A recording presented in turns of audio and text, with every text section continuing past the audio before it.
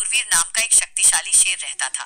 वो जंगल का राजा था और अपनी ताकत पर बहुत घमंड करता था। वो जंगल के छोटे जानवरों को डराता और उनका मजाक उड़ाता था।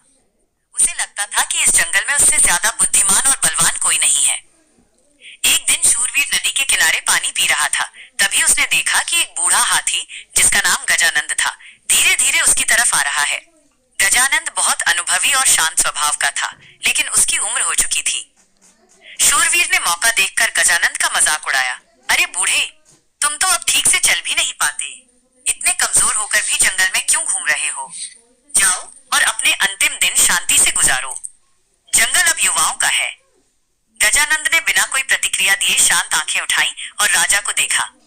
उन्होंने कहा, शूरवीर, तुम्हारी ताकत अद्भुत है, लेकिन याद रखना कि जंगल सिर्फ ताकत से नहीं चलता, बल्कि बुद्धि और धैर्य से चलता है।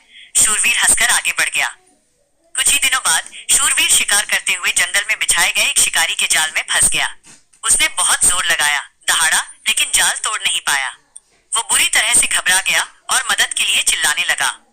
जंगल के सभी जानवर वहां इकट्ठा हुए, लेकिन कोई भी जाल के पास जाने की हिम्मत नहीं कर पाया। तभी गजानंद धीरे धीरे वहां पहुंचे।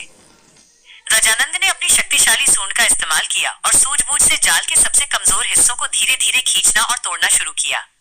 बूढ़े होने के बावजूद उनकी सूंड की सटीक ताकत और अनुभव ने कुछ ही देर में जाल को फाड़ दिया। शूरवीर आजाद हो गया। शूरवीर शर्मिंदा था। उसने गजानंद के सामने सिर झुका लिया और कहा, महाराज, मुझे माफ कर दीजिए।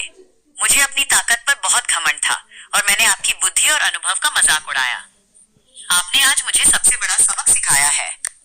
गजानंद ने मुस्कुराते हुए कहा, याद रखना शूरवीर, घमंड हमेशा पतन की ओर ले जाता है। सच्ची शक्ति केवल बल में नहीं, बल्कि विनम्रता, अनुभव और दूसरों के प्रति सम्मान में होती है। उस दिन के बाद शूरवीर शेर ने घमंड करना छोड़ दिया और गजानंद को हमेशा सम्मान दिया। इस कहानी